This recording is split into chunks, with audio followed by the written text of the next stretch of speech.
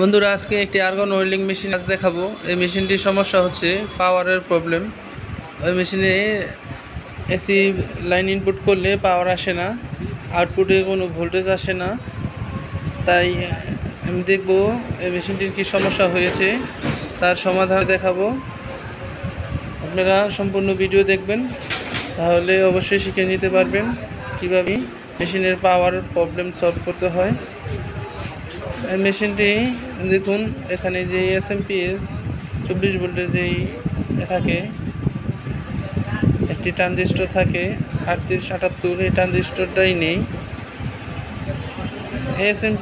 এখানে একটি চপার রয়েছে এবং সামনে যে রেজিস্ট্যান্স ট্রানজিস্টর দিয়ে একটি এসএমপিএস তৈরি করা হয়েছিল। এই এসএমপিএসটি নষ্ট হয়ে যাওয়ার পরে এটি আর রিপেয়ারিং। এখানে একটি 24 ভোল্টের এসএমপিএস আলাদাভাবে বসানো আছে। এখন আমরা দেখব এই 24 ভোল্টের এসএমপিএসটি ভালো আছে কিনা। এখান থেকে আউটপুট ভোল্টেজ সাপ্লাই দিচ্ছে কিনা। যদি এসএমপিএস এর সমস্যা থাকে তাহলে রিপেয়ার করে মেশিনটি অন করব। এসএমপিএস এর কাগজ দিয়ে মোড়ানো ছিল, সেটি আমি খুলে নিয়েছি। এখন আমি এটি টেস্ট করে দেখব যে ইনপুট ও আউটপুট ভোল্টেজ ঠিকঠাক আছে কিনা। বন্ধুরা, ততক্ষণে আমার চ্যানেল যারা এখনও সাবস্ক্রাইব করেননি তারা অনুগ্রহ করে সাবস্ক্রাইব করে দিবেন, আর যারা অলরেডি সাবস্ক্রাইব করে রেখেছেন তাদেরকে অসংখ্য ধন্যবাদ। আমরা দেখতে পাচ্ছি এখানে একটি ক্যাপাসিটর খুলে গেছে, ক্যাপাসিটর খুলে ড্যামেজ হয়ে গেছে। ব্রিজ রেকটিফায়ারটা আমরা নেবে দেখছি ডিজিটাল মাল্টিমিটার দিয়ে ভালো আছে কিনা। হ্যাঁ, ঠিকঠাক মতো আছে। এখন আমরা এই ক্যাপাসিটারটা চেঞ্জ করে নিব। প্রথমে একটি সোল্ডারিং আয়রন ও সাকারের মাধ্যমে ক্যাপাসিটারটি চেঞ্জ করে নিচ্ছি। বন্ধুরা, এটি ইনপুট লাইনের 300 ভোল্টের একটি ক্যাপাসিটর, 400 ভোল্টের একটি ক্যাপাসিটর। এখানে 300 ভোল্ট ইনপুট থাকে।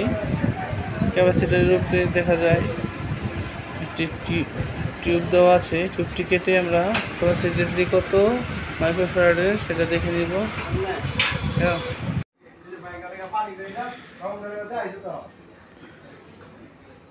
বন্ধুরা, ভিডিওটি কেমন লেগেছে আপনারা অবশ্যই কমেন্ট করে জানাবেন। যে ক্যাপাসিটরটি দেখতে পাচ্ছি আমরা 100 মাইক্রোফ্যারাডের ক্যাপাসিটরটা, কিন্তু পিছন দিয়ে ফেটে এটার ভিতরে যে কেমিক্যাল থাকে সব নষ্ট হয়ে গেছে। আমার কাছে 100 ইউএফ ক্যাপাসিটার নেই, তাই 400 ভোল্ট 47 ইউএফের দুইটা ক্যাপাসিটার একসাথে প্যারালাল করে নিচ্ছি। আপনারা এই যে প্যারালাল করা হয়ে গেছে। এখন এই ক্যাপাসিটারটি কানেকশন করব।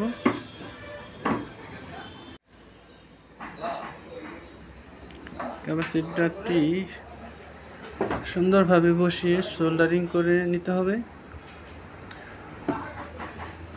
আমার ইউটিউব চ্যানেলে এই ইনভার্টার ওয়েল্ডিং মেশিনের আরও অনেক ভিডিও রয়েছে, আপনাদের প্রয়োজন হলে দেখে আসতে পারেন। বন্ধুরা, এটি এসএমপিএস এর প্রবলেমের জন্য মেশিনটি অন হয় নাই, তাই এসএমপিএসটি আগে অন করে নিচ্ছি। এখন ইনপুট পাওয়ার দিয়ে ভোল্টেজ মেপে দেখব এসি ভোল্টেজ ও ডিসি ভোল্টেজ ঠিক আছে কিনা। পাওয়ার দেওয়ার পরে বন্ধুরা দেখতে পাচ্ছি আমাদের আউটপুট ভোল্টেজ নেই, তার মানে এখানে আরও কোনো প্রবলেম রয়েছে। বন্ধুরা, এবার এসি ভোল্টেজ ও ডিসি ভোল্টেজ পরিমাণ করে দেখব। এখানে এসি ভোল্টেজ রয়েছে 137 ইনপুট হচ্ছে, মিটারটি ডিসি রেট করে নিয়ে আমরা পজিটিভ নেগেটিভ ডিসিতে ধরার পরে দেখতে পাচ্ছি ডিসি ভোল্টেজ নেই, কোনো প্রকার ডিসি ভোল্টেজ দেখাচ্ছে না। এবার বন্ধুরা দেখব এখানে আর কি সমস্যা রয়েছে।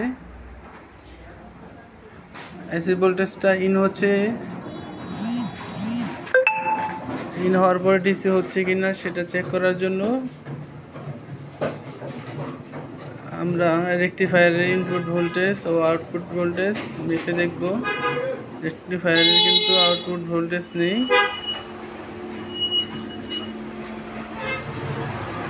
বন্ধুরা এবার দেখতেছি এসি যে ইনপুট ভোল্টেজটি আছে কিনা, এসি ইনপুট ভোল্টেজও নেই। এখন এসি ইনপুট ভোল্টেজ এখানে আসছে কেন না সেটা দেখব। দেখতে পাচ্ছি এখানে ছোট্ট একটি ফিউজ রয়েছে কভারিং করা। এই ফিউজটি কেটে গিয়েছে কিনা আমরা মিটার দিয়ে দেখি। হ্যাঁ বন্ধুরা, ফিউজটি কেটে গিয়েছে। তাই এই ফিউজের পরিবর্তে আমি খুব চিকন একটি তার এখানে সোল্ডারিং করে নেব।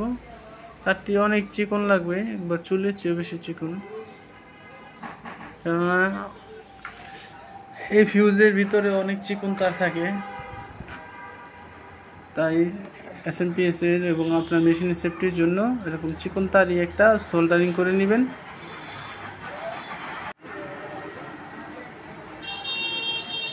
বন্ধুরা সোল্ডারিং করার পরে আমি আবার পাওয়ার দিয়ে দেখব এসএমপিএসটা অন হচ্ছে কিনা। এসএমপিএস অন হলে মেশিনটাই অন হবে। মেশিনটি অন হওয়ার পরে দেখব আমরা আউটপুট ভোল্টেজ ঠিক আছে কিনা। এসএমপিএস অন হয়েছে, এলইডি গ্লো করেছে, মেশিনের পাওয়ার আসছে। এবার আমরা এসএমপিএসটি আবার সুন্দর করে প্যাকেটিং করে, এটি ফাইবার দিয়ে প্যাকেটিং করা হয়েছে যাতে কোনো প্রকার শর্ট সার্কিট না লাগে। এটা মাঝখানে সুন্দর করে বসিয়ে দিলাম, পরে কেবলটাই দিয়ে আটকে নিব। মেশিনটি অন করা হয়ে গেছে। এবার দেখব আমরা আউটপুটের ভোল্টেজ ঠিক আছে কিনা। আউটপুটের ভোল্টেজটি ঠিক আছে, আমরা ওয়েল্ডিং করে দেখতেছি। মেশিনটি আমাদের ভালো হয়ে গিয়েছে, ওয়েল্ডিংও হচ্ছে।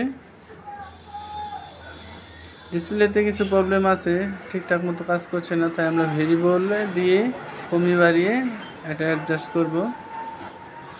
বন্ধুরা সবশেষে সবাইকে ধন্যবাদ ভিডিওটি সম্পূর্ণ দেখার জন্য।